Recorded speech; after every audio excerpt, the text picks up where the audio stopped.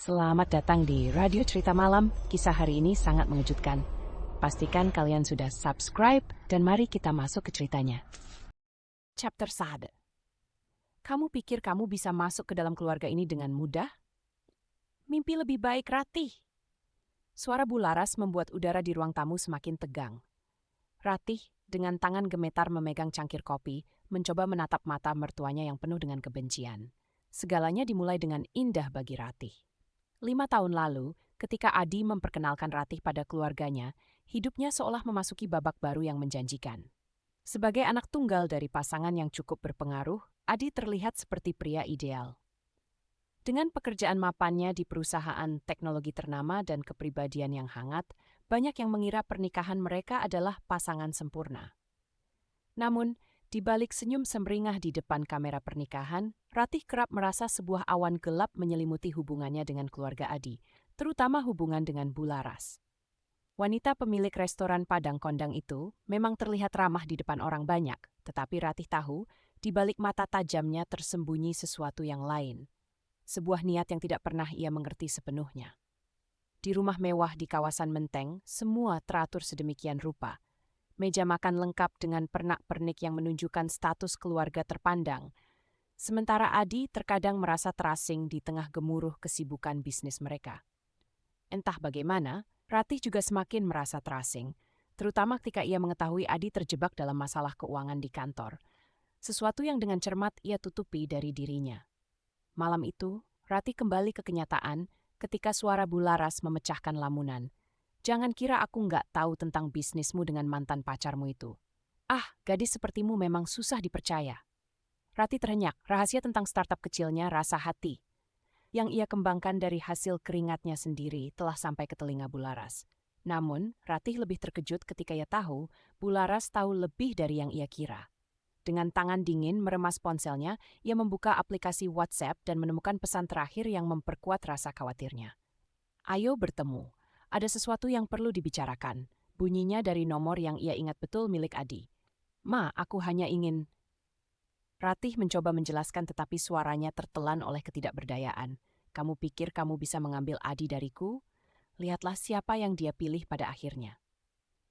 Malam itu perasaan bersalah dan curiga mulai menyerang pikiran Ratih. Adi, suaminya yang selalu berdiri di tengah antara cintanya kepada Ratih dan loyalitas kepada Bu Laras, rupanya juga dipermainkan dalam permainan besar ini. Tapi Ratih tahu ia tidak akan menyerah.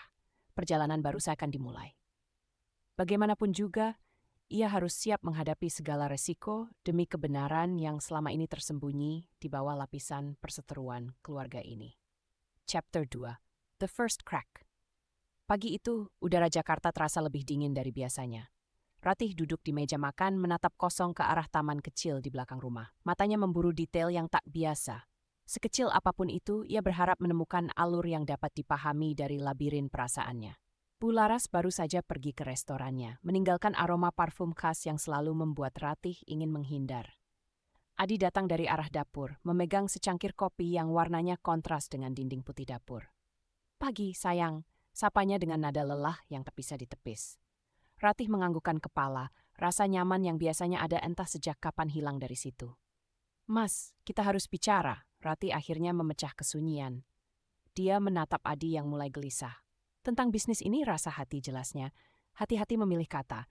Adi menarik napas panjang, kerutan di dahinya semakin dalam. Aku tahu Mama bisa. Keras kepala. Tapi ini bukan waktu yang tepat untuk membicarakan bisnis dengan masalah kantorku yang... Yang apa, Mas? Ratih memotong, entah kenapa hari ini ada keberanian baru yang muncul. Adi tidak segera menjawab, malah menatap keluar jendela seperti sedang memilih kata-kata. Masih belum bisa dijelaskan sekarang, akhirnya lirih suara itu keluar. Ratih mendesah. Perasaan seolah-olah mereka berdua adalah payon dalam permainan catur Bu Laras semakin kuat. Ia merasa sudah tahu lebih banyak dari yang seharusnya. Mengusap pelipis yang mulai berdenyut, ia memutuskan hal lain. Aku menemukan pesan di handphone kamu dari Bu Laras. Ada apa dengan rencana bisnis Adi dan Mama? Suara Ratih bergetar, namun kali ini bukan karena ketakutan, melainkan kemarahan terpendam. Ini bukan seperti yang kamu kira. Aku hanya ingin membantu Mama, jawab Adi terbata. Matanya mendadak terlihat bersalah. Gaslighting. Ratih tahu persis strategi ini. mengaburkan kenyataan dengan alasan-alasan yang tidak jelas hanya untuk mempertahankan stabilitasmu. Jadi kamu tahu tentang ini semua dari awal? Keheningan kembali menelan mereka berdua sampai sebuah notifikasi dari WhatsApp membuat Ratih tersadar. Pesan dari nomor tak dikenal, hati-hati Ratih, terkadang kebenaran lebih menyakitkan. Kamu dapat dari siapa? Tanya Adi bingung, berusaha mengintip layar ponsel Ratih. Namun, Ratih memutuskan untuk memasukkan ponselnya ke dalam sakunya. Ia tahu sesuatu lebih dari yang tampak. Suasana menjadi sangat berbeda setelah itu. Masing-masing sibuk dengan pikirannya sendiri. Ratih kembali menuju kamarnya, mengambil laptop dan menelusuri kembali semua yang telah terjadi di blog miliknya. Mulai menulis curahan hatinya, berharap menemukan celah pertama yang dapat memecahkan misteri ini. Jalani dulu bagaimanapun juga. Manusia memang penuh rahasia. Tapi kadang kita yang harus menghadapi ketidakpastian itu, tulisnya sebagai pemungkas postingan terbarunya. Sejenak, ia merasa lega, seakan seluruh dunia tahu bahwa ia tidak cepat menyerah. Langkah kakinya terdengar di koridor lantai atas, menyisakan dekorasi rumah yang membisu sebagai saksi bisu dari prahara yang sedang dipersiapkan untuk meledak, ingin tahu kapan saatnya isi bubur panas ini meledak. Dan di balik semua itu, sebelah selimut catur kehidupan semakin panas membakar jiwanya. Chapter 3 Paranoid Suspicion. Ratih berbaring dengan gelisah di kamarnya. Setiap bunyi kecil dari luar kamar terasa mengganggu pikirannya yang sudah bising dengan kecurigaan. Kenapa semuanya terasa salah? Pikirnya sambil menatap langit-langit. Pikirannya tak bisa lepas dari notifikasi WhatsApp misterius itu. Siapa yang memperingatkannya? Dan lebih penting lagi, tentang apa? Merasa tidak tenang, ia bangkit dari tempat tidur, mengambil ponsel yang tadi ia sembunyikan di bawah bantal. Jari jemarinya bergerak cepat membuka chat-chat terakhirnya, berharap ada petunjuk yang terlewatkan. Siapa yang sanggup bermain sedemikian rupa? Ratih bergumam, jantungnya berdetakan kencang. Dalam mode detektif, Ratih membuka aplikasi chat, menelusuri percakapan dengan Adi, yang entah bagaimana terasa hampa akhir-akhir ini. Seandainya saja dia lebih terbuka, pikirnya, merasakan gelombang frustasi kembali menghantam. Ia teringat ungkapan lama, semut di seberang lautan kelihatan, gajah di pelupuk mata tak tampak. Begitu banyak tanda, tapi dia baru sekarang melihatnya. Ratih mengingat-ingat kembali setiap kali Adi pulang lebih lambat dari biasanya, setiap kali teleponnya berbunyi di tengah malam. Apakah semua itu ada hubungannya dengan Bularas? Ratih menelan ludah. Pikirannya melayang ke mertuanya yang teramat memikat, sekaligus menakutkan. Gua harus cari jawabannya. Ia memutuskan, suara dalam hatinya terdengar lebih mantap dari sebelumnya. Enggak, gua harus tahu, ulangnya dalam hati, meneguhkan tekadnya. Di dapur, Ratih melihat Bularas sedang menyiapkan masakan. Suara pisau mengenai talenan berulang kali, seirama dengan detak jantung yang berdetak keras di dadanya. Ia mengambil nafas dalam-dalam, menyiapkan mental menjelang konfrontasi yang tak terelakkan. Ratih, sayang, kamu kenapa? Suara Bularas lembut memecah keheningan, seakan bisa merasakan gelombang emosi yang sedang menggelegak dalam diri menantunya. Oh, enggak kok, Bu. Cuma lagi banyak pikiran aja, jawab Ratih setengah hati, sudut matanya memerhatikan gerak-gerik Bularas. Tanpa diduga, ponsel Ratih kembali bergetar. Satu pesan baru muncul. Jangan sampai Bularas tahu rencana optiknya. Pesan itu membuat Ratih membatu. Siapa sebenarnya yang mengirim ini dan kenapa tahu begitu banyak? Pikirannya berusaha mencocokkan informasi ini dengan kekacauan yang sedang terjadi di keluarganya. Ratih mundur pelan-pelan, keluar dari dapur dengan dadanya yang berdegup kencang. Pikirannya berkecamuk dengan rangkaian skenario yang tak bisa dia klarifikasi. Dalam upayanya untuk tetap tenang, Ratih kembali menyalakan laptop. Ia menulis di blognya lagi, meskipun kali ini hanya 2 kalimat. Apa yang sebenarnya harus kita percayai ketika yang kita yakini mulai meragukan kita? Haruskah kita simpan atau bagikan kepada dunia? Sementara itu, di sudut ruang, Bularas memandang dengan tatapan yang sulit diartikan. Ada sesuatu dalam senyumnya yang membuat Ratih merasa matahari di luar jendela jadi lebih dingin dari biasanya. The Investigation. Malam itu, saat semua orang sudah tertidur, Ratih tidak bisa memejamkan matanya. Pemikiran tentang setiap detail kecil dari pesan misterius itu terus mengganggunya. Akhirnya, ia memutuskan untuk berhati-hati menyelidiki hal yang ada dalam pikirannya tanpa sepengetahuan siapapun, terutama Bularas. Keesokan pagi, dengan tekad yang semakin kuat, Ratih mulai menggali lebih dalam. Langkah pertama, ia memutuskan untuk memeriksa tagihan telepon Adi. Mungkin di sana ada jawabannya, pikirnya sambil membuka laptop miliknya. Sambil menegakkan punggungnya, ia mencari cara untuk mengakses informasi itu. Detik demi detik menegangkan saat ia memotong setiap lapisan keamanan dengan hati-hati.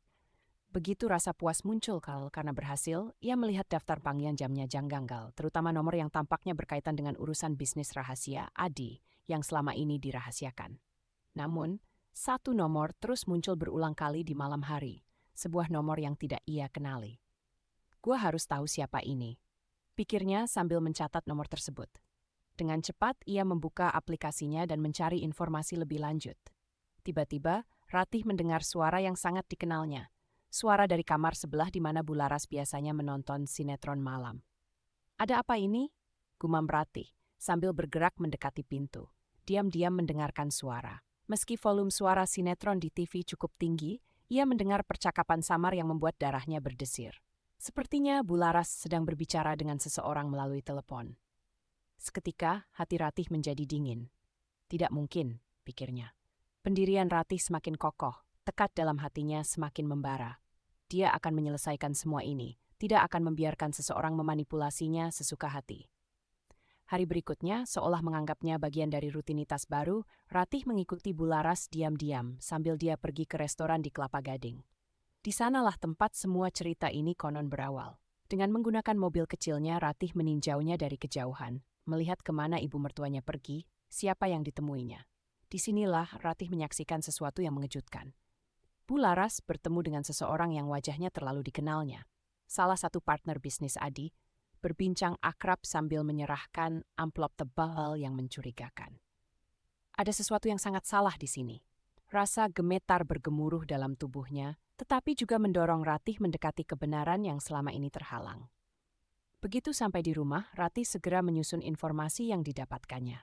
Dia harus memastikannya terlebih dahulu sebelum menghadap Adi atau siapapun. Keteguhan hatinya hanya bisa disetarakan dengan kebulatan hatinya untuk melanjutkan perjuangan. Ketika Adi pulang malam itu, ia sudah berada di ruang keluarga menunggunya. Namun, pertanyaannya perlu disimpan sementara.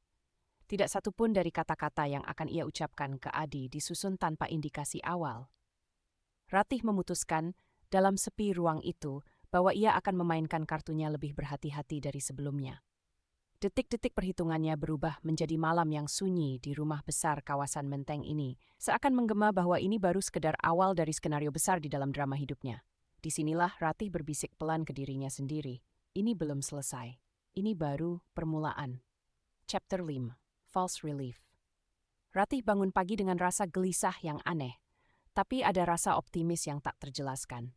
Mungkin ini hasil dari emosi yang terpendam sekian lama. Meski ada kepastian dalam data yang ia kumpulkan, mungkin saja ada sisi lain dari cerita yang belum ia pahami. Namun baginya, pagi ini adalah awal dari momen kesejukan yang langka. Setelah mengantarkan Adi pergi bekerja, Ratih memutuskan untuk menenangkan diri di dapur. Ditemani secangkir teh favoritnya, ia mulai menulis di blog sambil mengabaikan detik-detik yang berlalu. Rasanya menulis adalah satu-satunya momen di mana ia bisa jujur dengan perasaannya. Bersamaan dengan itu, tiba-tiba ada pesan masuk di ponselnya. WhatsApp berbunyi. "Dari Adi, jangan terlalu khawatir, Ma. Saya mencintaimu." Pesan sederhana itu membuat hati Ratih seakan diliputi rasa tenang. Sejenak ia lupa akan semua intrik yang mengelilingi hidupnya. Mungkin ini hanya overthinking saja. Mungkin Bularas tidak seburuk yang ia pikirkan. Namun, pikiran tersebut segera buyar saat ponsel kembali berdering. Kali ini pesan dari Bularas memberikan selamat pagi disertai foto sinetron di TV yang sedang ia tonton. Aneh, biasanya sang ibu mertua tidak pernah sehangat ini. Ada sesuatu yang tak beres dalam suasana ini, tetapi Ratih tidak ingin mendalaminya terlalu cepat. Mungkin kali ini segalanya memang seperti yang tampak, damai. Di siang hari, Ratih memutuskan untuk pergi ke mall di Kelapa Gading untuk berbelanja kebutuhan rumah. Sepertinya hari ini lebih tenang daripada biasanya. Jalanan tidak terlalu macet dan udara terasa agak lebih segar. Sambil berjalan di antara deretan butik, dia sesekali teringat obrolan penuh keraguan dengan Adi semalam. Setibanya di rumah, Ratih disambut dengan pemandangan yang mengejutkan. Bularas duduk di ruang tamu bersama Pak Prabowo dengan tawa yang menggema. "Ratih, ayo sini sebentar," panggil Bularas dengan ceria. Ratih ragu, namun perlahan melangkah. Dalam hitungan menit, ia sudah tenggelam dalam obrolan hangat bersama mertua yang penuh cerita nostalgia. Ketika senja tiba, Ratih duduk di balkon, menatap langit Jakarta yang mulai menggelap. Mungkin aku memang salah selama ini, pikirnya. Mungkin ratapan hatinya cuma ilusi yang tanpa sengaja diciptakan oleh pemikiran negatifnya sendiri. Bagaimana jika sebenarnya keluarga ini bukanlah sebuah jebakan, melainkan perlindungan terbesar yang selama ini ia abaikan? Bersamaan dengan itu, Adi pulang kerja membawa sebuket bunga mawar merah. "Untukmu, sayang," ucap Adi seraya memberikan bunga tersebut. Ratih tersenyum, menerima bunga tersebut dengan segenap hati.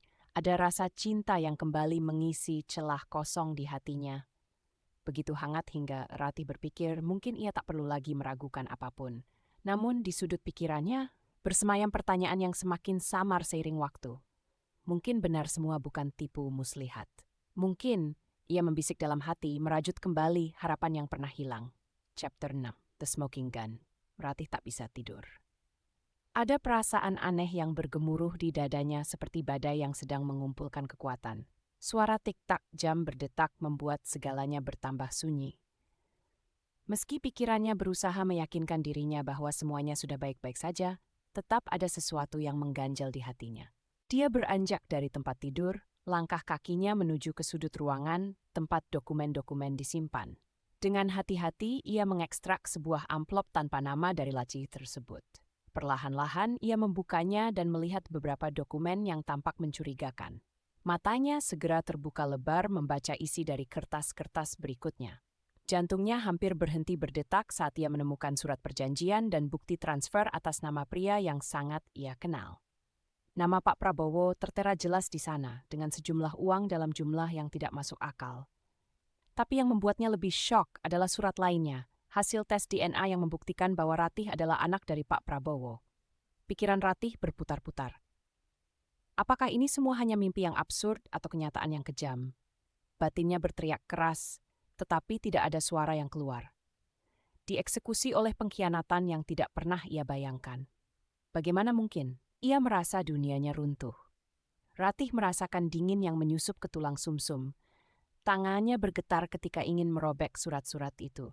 Netanyahu harus mengumpulkan bukti lain sebelum bertindak. Kebingungannya memuncak.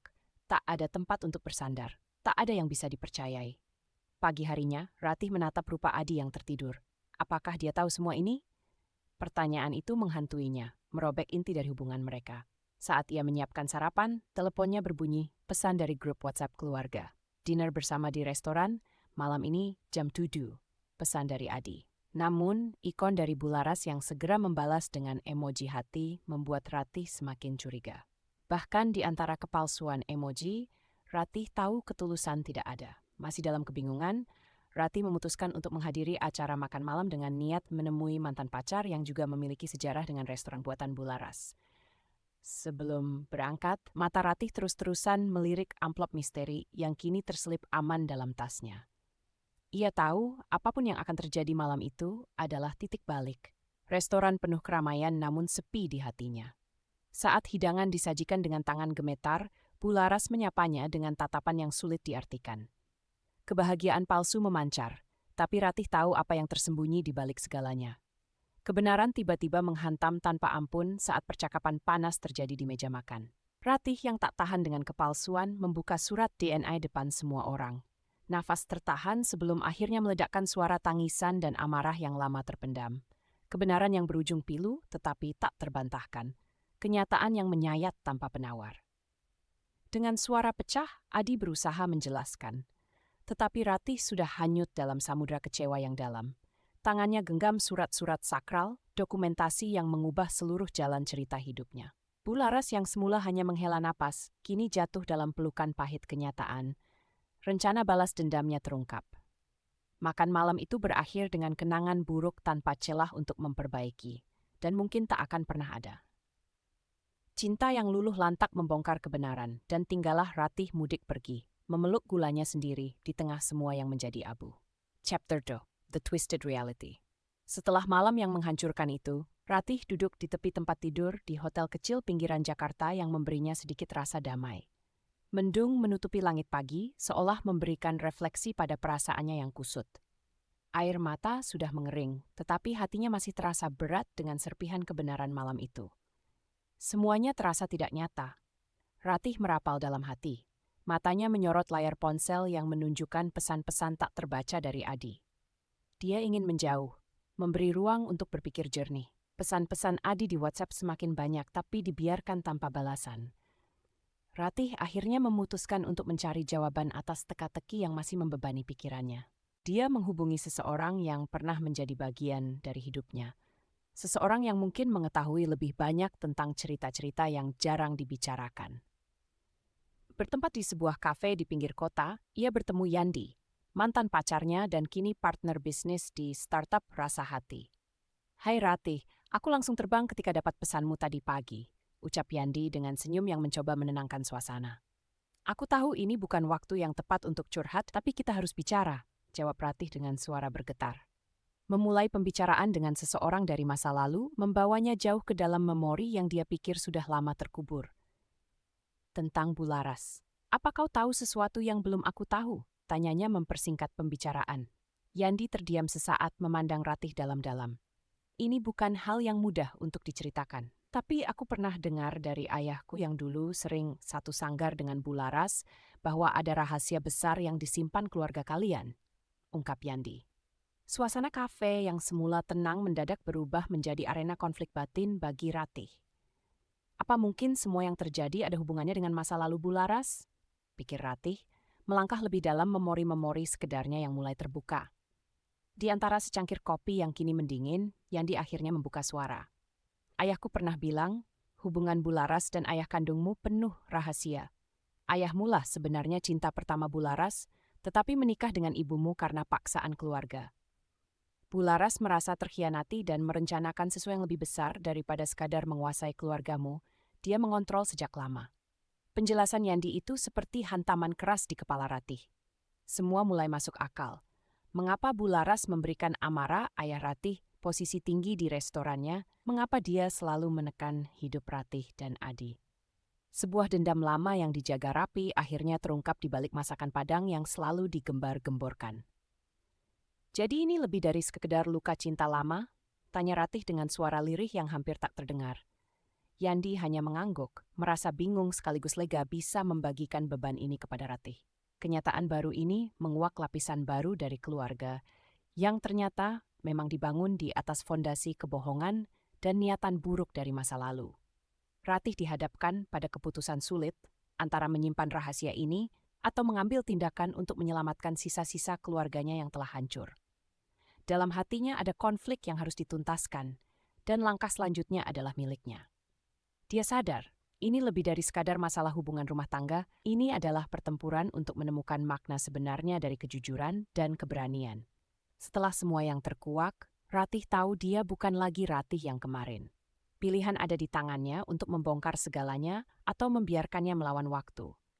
Namun satu hal yang pasti, dia tidak akan kembali menjadi diri yang sama. Chapter 4, The Silent Fury. Ratih duduk dengan tenang di ruang tamu rumah besar di Menteng, memandangi pemandangan luar yang tiba-tiba terasa asing baginya. Di dalam hatinya, api kecil kemarahan mulai membesar, namun wajahnya tetap tenang. Bularas harus sadar, aku bukan orang bodoh, pikirnya. Dia menenangkan dirinya, mencoba mencari cara untuk menghadapi wanita yang telah menyimpan rahasia menghancurkan ini. Malam itu, Bularas mengundang keluarganya untuk makan malam di restoran Padang. "Aku ingin kita semua berada di sana. Ada yang perlu kita bicarakan," ucapnya dengan nada yang sulit ditebak. Ratih sudah bisa menebak ke arah mana pembicaraan itu akan mengalir. Dengan dinginnya, dia menyiapkan diri untuk menghadapi malam yang panjang. Di meja makan, suasana tampak biasa saja bagi orang awam, tapi Ratih merasakan sesuatu yang berbeda. Firman ayahnya memainkan garpunya seperti selalu saat sedang berpikir, sedangkan Adi tampak gelisah, menyadari sesuatu yang besar sedang terjadi. "Ratih, bagaimana blog kamu? Apa ada rencana khusus?" tanya Bularas sambil menyajikan rendang dalam piring. Ratih menjaga ekspresi mukanya tetap datar. "Oh, biasa saja, Bu. Aku sedang mencari inspirasi baru," jawabnya dengan nada singkat. "Inspirasi? Mungkin kamu mau mencoba menulis tentang restoran kita? Siapa tahu banyak yang tertarik," lanjutnya menekan. Ratih melirik Adi yang tampak semakin gelisah. Pria itu seolah merasa terjepit, tak tahu harus berkata apa di antara dua wanita kuat dalam hidupnya. "Maaf, Bu, mungkin bukan sekarang," balas Ratih menekankan kata-katanya. Semburat dingin di wajahnya tak bisa ditutupi lagi. Dalam pikirannya, Ratih menyusun langkah demi langkah untuk menghadapi strategi yang mungkin disiapkan oleh Bularas. Bak gunung es, yang terlihat di permukaan hanyalah secuil, namun di dasar laut tersimpan masa lalu yang dingin dan besar. Dalam diamnya, Ratih menyadari satu hal. Dia tidak boleh terkalahkan oleh dendam masa lalu Bularas atau masalah tersembunyi dari keluarganya yang sudah terungkap. Dia akan menghadapi ini dengan cermat. Sepulangnya dari restoran, dalam kamar tidurnya, Ratih membuka WhatsApp. Jemarinya dengan lincah menuliskan pesan ke mantan pacarnya yang kini menjadi partner proyek Rasa Hati. "Ayo maju dengan rasa hati, waktunya untuk berubah dan berdiri sendiri." Di luar, langit Jakarta tampak gelap, namun bintang-bintang berkilauan. Malam kian larut, dan Ratih menyadari kalau perjalanan mencari kejujuran dalam lingkaran kebohongan ini baru saja dimulai. Hari demi hari, permainan ini semakin abu-abu, tapi satu hal yang pasti, Ratih tahu betul siapa kawan dan lawan dalam permainan keluarga ini. Dan ia tidak akan membiarkan sang mertua mengontrol narasi hidupnya lebih lama lagi. Dengan tekad bulat, ia bersiap menghadapi ketidakpastian selanjutnya. Chapter 9, The Explosion. Hari itu, ketegangan di rumah besar di Menteng mencapai puncaknya. Langit yang mendung seolah mencerminkan suasana hati Adi yang semakin tertekan. Seluruh keluarga berkumpul di ruang keluarga setelah teror verbal tersembunyi dari Ratih kepada Bularas selama beberapa minggu terakhir ini. "Apa ini, bisnis startup yang Bakyumu bangun dengan mantan pacarnya di belakangmu?" cecar Bularas tiba-tiba. Nada suara dan pandangannya yang tajam bisa membuat siapa saja bergidik. Adi terjebak antara perasaan cinta kepada istrinya dan rasa hormat yang terus memudar-kedar kepada ibunya. Ratih balas menatap Bularas, tidak akan membiarkan dirinya tertunduk. "Iya, rasa hati, Bu. Saya bangun sendiri, dan saya berencana mengembangkannya lebih jauh," jawab Ratih dengan nada yakin, meskipun gemuruh dalam hatinya tak karuan. Adi hendak berkata sesuatu, tapi kemudian mengurungkan niatnya. Diamnya Adi seolah memberi lampu hijau bagi percakapan tegang ini. Ia khawatir menyadari kali ini bukan hanya ketidakpuasan ibunya semata, tetapi lebih dari itu. "Nggak cukup dengan blog kamu yang nggak jelas arah tujuannya?" balas Bularas sambil melipat tangan di dadanya, menahan amarah yang mendidih. Ratih menatap Adi sejenak, berharap dukungan. "Aku rasa startupku ini bisa lebih sukses, Bu. Dan aku nggak sendirian, banyak yang dukung aku termasuk Adi," kata Ratih sambil melirik Adi, berharap itu bisa mengikat suaminya untuk berani bicara. Adi hanya mengangguk pelan, seolah tak berani menentang ibunya lebih jauh. Pak Prabowo, yang sedari tadi menjadi penonton bisu, akhirnya angkat bicara. "Bularas, please kita jangan terlalu keras sama Ratih, kasih dia kesempatan buat berkembang," ujarnya, mencoba menenangkan suasana namun malah disambut sinis oleh Bularas. "Dia kayak penghancur dalam keluarga ini. Semua keputusan jadi berantakan dan setiap orang jadi nggak bisa saling percaya lagi. Dan lihat ini agenda keluarnya Adi dari Katiba tanpa bicara sama Tehya." Bularas melambaikan kertas seperti memorabilia di hadapan rekan mereka. "Berat." "Apa sayang?" ujar Ratih, gemetar dan jelas terkejut. Kini fokus bergeser ke Adi yang terdiam semakin dalam di sudut ruangan. "Maaf, aku mau bilang, tapi keadaan." Suara Adi bergetar saat mencoba menjelaskan. Ratih menutup wajahnya dengan kedua tangan, kesal dan sakit hati. "Kenapa nggak bilang ke aku?" tanyanya penuh emosi. "Bukan aku, Bu. Bularas tahu aku ada skandal finansial di kantor." Suara Adi semakin lirih. Pengakuan ini mengubah fokus kembali ke Bularas. "Oh, jadi sekarang ini salah saya?" "Itu karena kamu sembarangan dan nggak ada tanggung jawab." Bularas berteriak. "Aku sudah lelah jadi payon, aku akan pergi dari semua tekanan ini," ujar Ratih setengah menangis sambil berdiri dari kursinya, air mata mulai mengalir deras di pipinya. Saat itu pula ponsel Ratih bergetar. Pesan WhatsApp baru dari partner startupnya bilang bahwa mereka baru dapat pendanaan besar. Peluang baru, kesempatan untuk lepas dari drama tak berujung ini. Tanpa pikir panjang, Ratih melirik Adi satu kali lagi sebelum berlari keluar dari ruangan, meninggalkan semua orang dalam keheningan yang menggantung. Adi, yang kehilangan kata, mencoba mengejar namun tertahan oleh genggaman lembut Pak Prabowo. "Biarin dulu," kata Pak Prabowo seraya menghela napas panjang, sementara Bularas hanya berdecak kesal melihat keputusan yang mungkin tak bisa diambil kembali. Keheningan mencekam. Masa depan keluarga ini kini terombang-ambing dalam ketidakpastian. Semangat Ratih yang tak lagi bisa dikekang pun menjadi titik balik bagi semuanya. Chapters The Counterattack. Saat suara langkah kaki Ratih semakin jauh, ruang tamu yang semula dipenuhi ketegangan kini hanya menyisakan keheningan dan aura ketidakpastian. Bu Laras, yang tadi membentak penuh kemarahan, mulai tersenyum kecil seraya membenarkan posisi duduknya. Mata tajamnya melirik satu persatu orang yang ada di ruangan. Kalian semua terlalu banyak menuruti emosi. Mari kita bicara logis sekarang.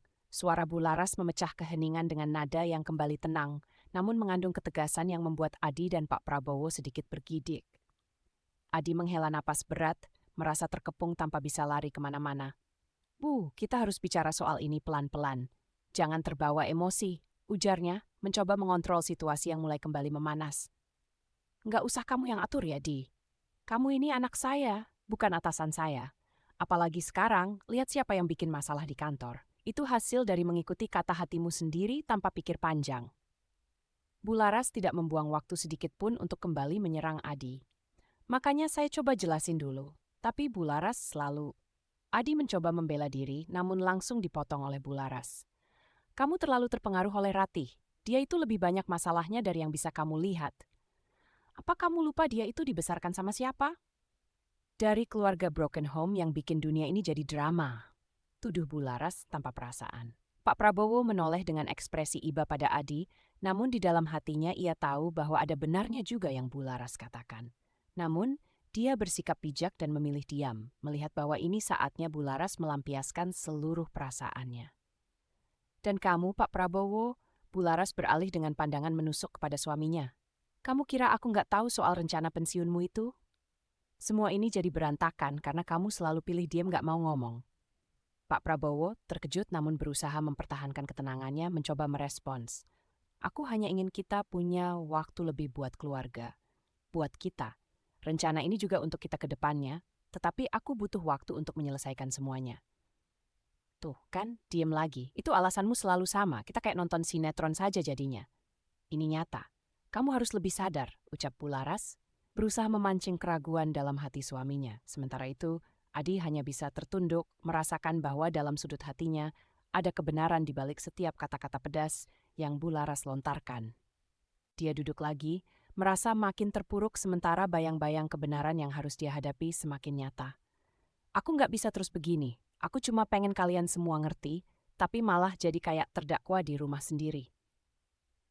Ujar Adi dengan suara lemah, menyadari bahwa apapun yang dikatakan takkan merubah keadaan. Terkadang untuk membangun kembali, kita harus hancur dulu. Bu Laras melanjutkan, nada suaranya kali ini lebih lembut, namun tetap tak kalah menohok, tanpa menunggu respons dari Adi yang duduk dengan pandangan kosong. Bu Laras tersenyum, puas melihat semua orang di sekelilingnya masuk dalam perangkap emosional yang terencana dengan baik. Kini semua ada di tempatnya. Menurut caranya. Tapi jangan khawatir, saya akan selalu ada, menjaga semuanya tetap di jalan yang benar, meski kalian harus melalui ini semua.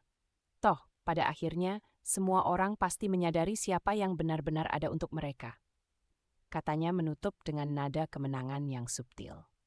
Adi memandang ayahnya dan Bu Laras, mulai menyadari bahwa tantangan terberat ini mungkin adalah sebuah awal bagi dirinya untuk menemukan siapa dirinya sebenarnya, di tengah goncangan tak berujung. Keheningan kembali menyelimuti setelah kalimat-kalimat perpisahan itu, meninggalkan mereka dengan berbagai pertanyaan yang tak terjawab dan misteri masa depan yang kini berubah jalur. Total fallout. Pagi itu suasana sepi menyelimuti rumah besar di Menteng. Namun siapa sangka di balik kesunyian itu ada badai yang siap meledak sewaktu-waktu. Bu Laras sedang duduk di depan televisi memperhatikan sinetron kesayangannya dengan tenang. Di ruang tamu yang sama, Ratih menatap layar ponselnya, mencoba menemukan inspirasi baru untuk blognya. Hatinya masih berdebar setelah malam-malam penuh ketegangan kemarin.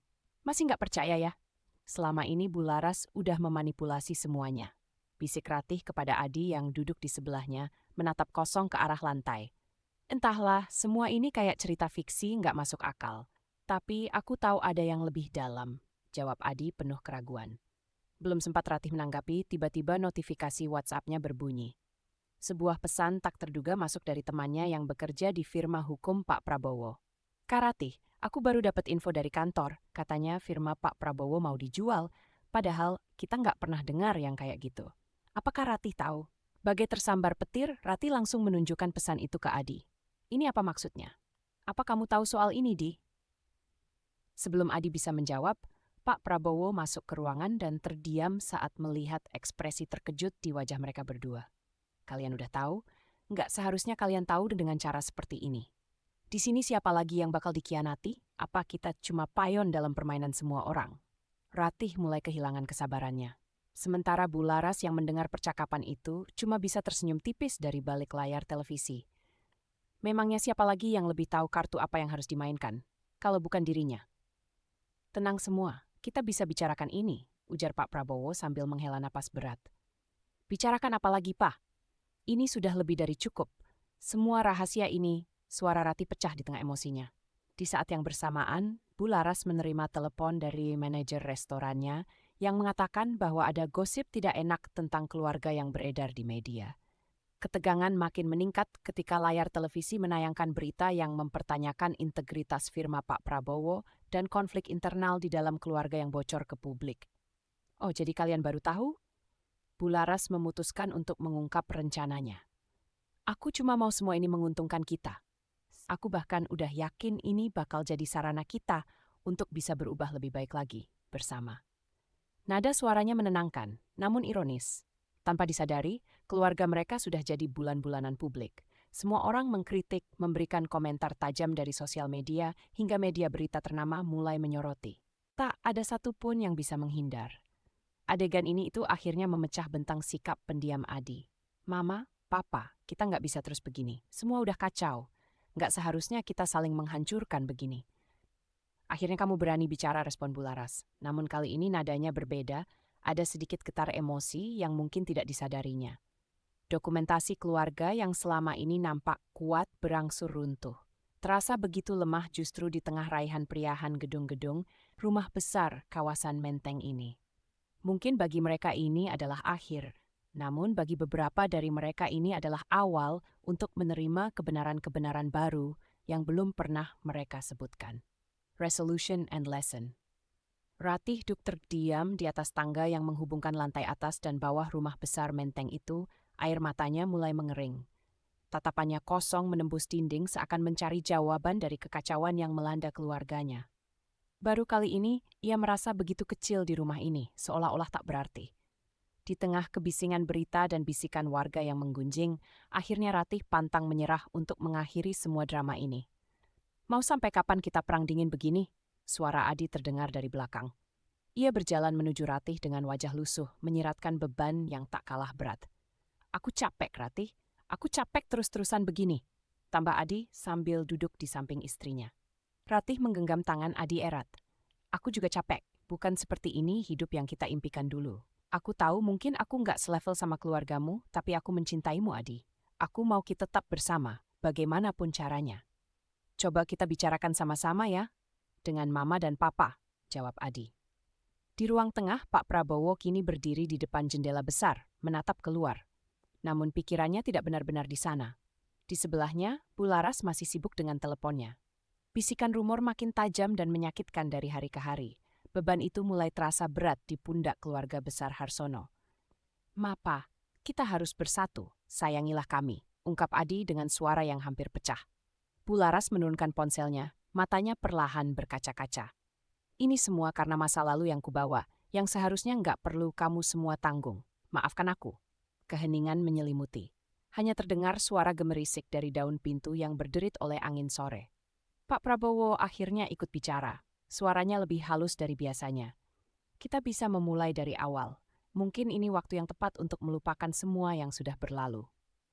Ratih menatap ibu mertuanya. Kali ini dengan belas kasih. "Bu, mungkin kita bisa merintis sesuatu yang baru dari semua ini. Kalau kita bisa saling memaafkan, mungkin kita bisa menciptakan keluarga Harsono yang lebih baik. Aku punya startup, Bu. Namanya Rasa Hati. Aku ingin kita mengolah emosi kita menjadi kekuatan. Percakapan itu menjadi awal dari pemulihan." Bularas perlahan melepaskan dendam di hatinya, menggantikannya dengan niat baru. Pak Prabowo merelakan mimpinya untuk pensiun demi membimbing keluarganya sekali lagi.